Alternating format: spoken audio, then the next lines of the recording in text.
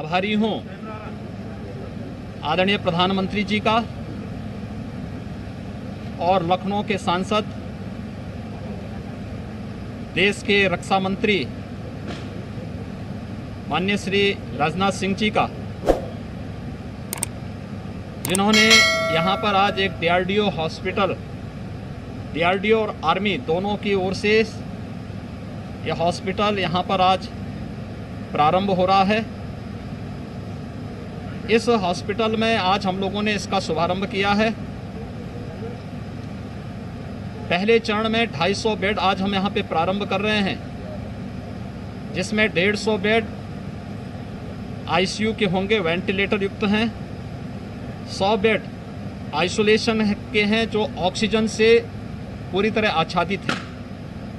तो 250 बेड आज यहाँ पर हम लोग डीआरडीओ और आर्मी के माध्यम से संयुक्त प्रयास से राज्य सरकार के साथ मिलकर के ये हॉस्पिटल आज यहाँ पर प्रारंभ होने जा रहा है।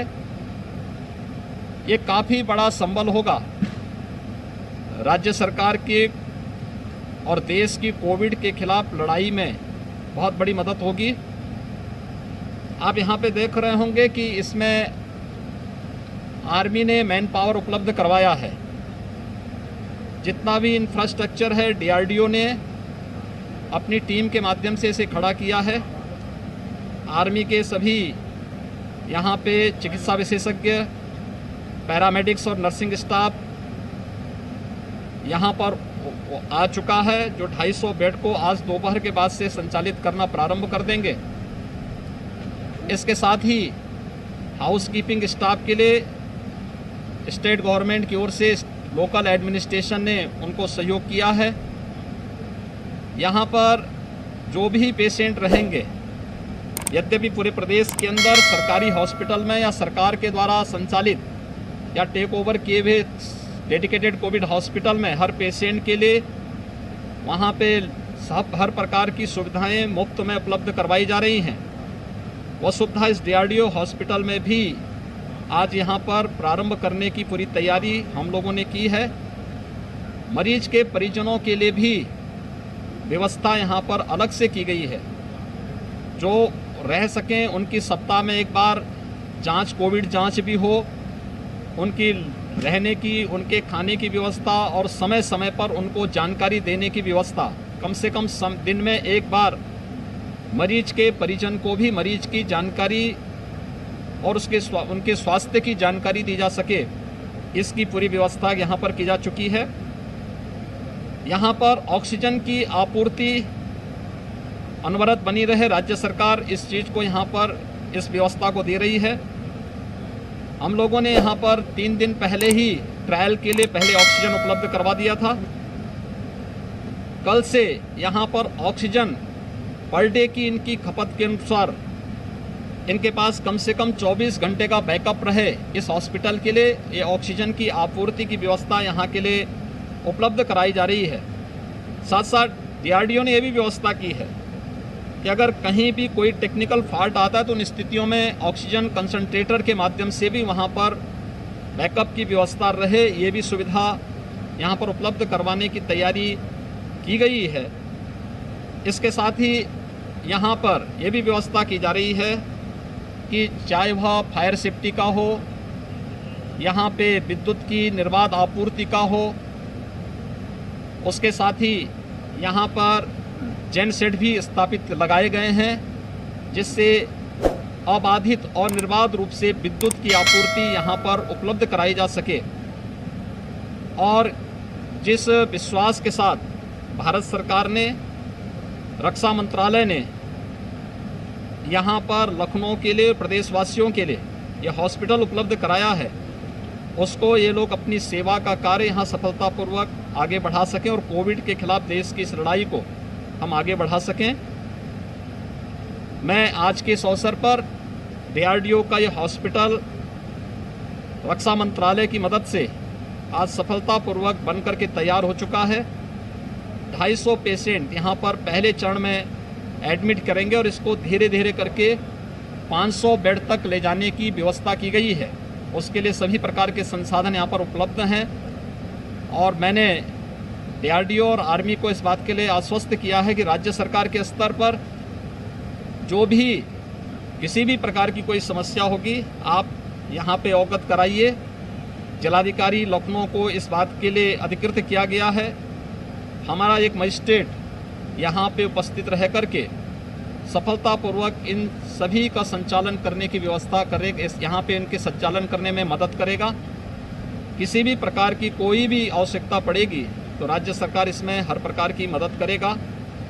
कोरोना के खिलाफ देश की जो लड़ाई चल रही है इसमें काफ़ी पिछले 24 अगर हम लोग अप्रैल से देखेंगे तो एक्टिव केसेज प्रदेश के अंदर जो 3,09,000 तक पहुंचे थे वह घट कर के अब 2,62,000 तक आ चुके हैं और ये सामूहिक प्रयास से संभव हो पाया है।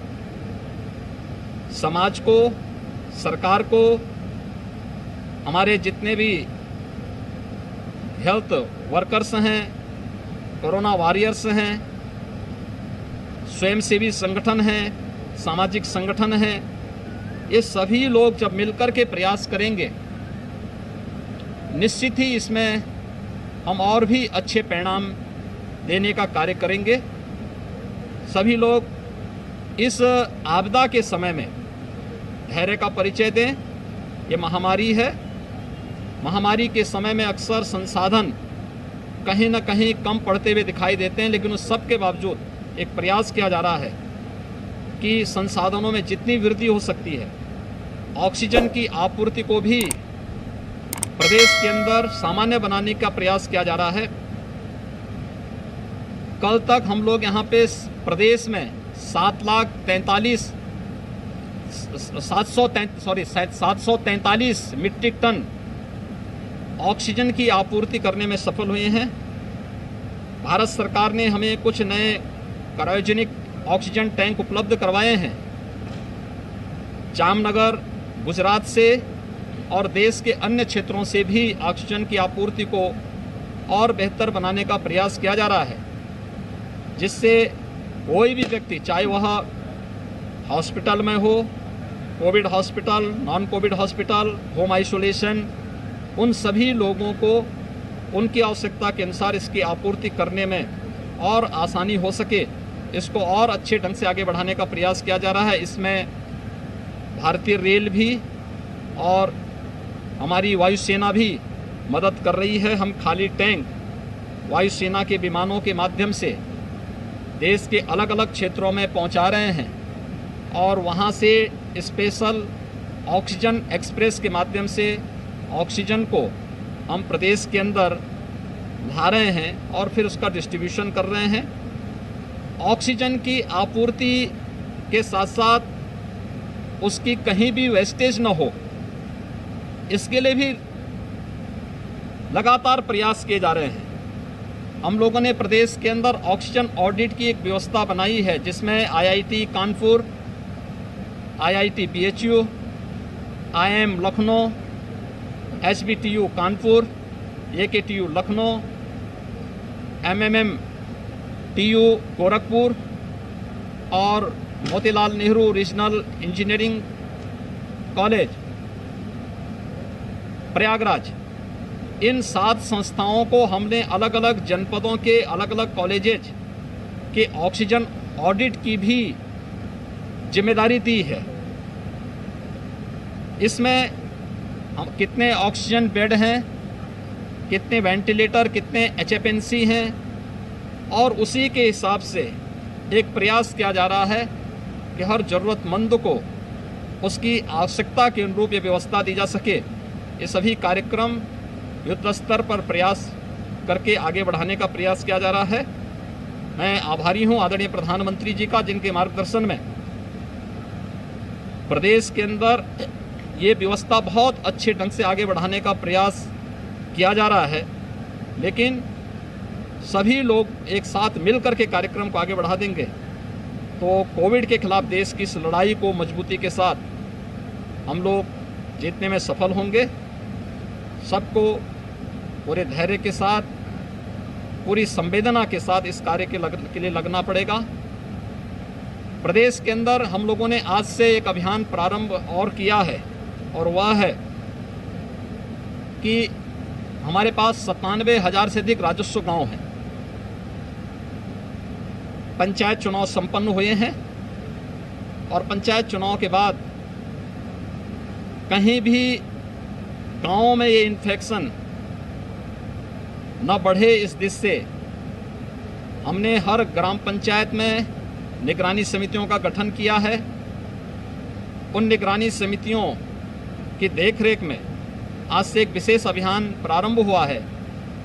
उनके पास इंफ्रारेड थर्मामीटर, पल्स ऑक्सीमीटर और सैनिटाइजर प्रत्येक निगरानी समिति को उपलब्ध कराने के साथ एक स्पेशल स्क्रीनिंग के कार्यक्रम हर एक राजस्व गांव की ओर चलाने का प्रयास प्रारंभ हुआ है।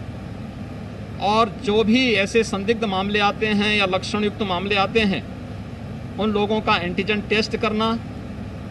जिन मामलों में जो एंटीजन टेस्ट में नहीं आ रहे हैं लेकिन लोगों में कुछ लक्षण दिखते हैं, उन लोगों का RT-PCR टेस्ट कराने की एक व्यवस्था हर ग्राम पंचायत में क्वारंटीन सेंटर बनाने और होम आइसोलेशन में रहने वाले हर व्यक्ति को मेडिकल किट उपलब्ध कराने की कार्रवाई को युद्ध स्तर पर आगे बढ़ाने के लिए निर्देश दिए गए हैं। उनकी प्रतिदिन मॉनिटरिंग हो रही है। हमें विश्वास है जनता के सहयोग से कोरोना जो वॉरियर्स हैं, इन सब के मेहनत से, परिश्रम से हमारे हेल्थ वर्कर और जितने भी मेडिकल एक्सपर्ट हैं, इन सब के सामूहिक प्रयास से कोरोना के खिलाफ देश की इस लड़ाई को हम लोग सफलतापूर्वक आगे बढ़ाने में निश्चित ही एक व्यवस्था के साथ आगे बढ़ाने में सफलता प्राप्त होगी। मैं एक बार फिर से आदरणीय प्रधानमंत्री जी का और माननीय रक्षा मंत्री जी का DRDO और रक्षा मंत्रालय के संयुक्त प्रयास से इस हॉस्पिटल को लखनऊ में उपलब्ध कराने के लिए हृदय से आभार व्यक्त करता हूं। प्रदेशवासियों की ओर से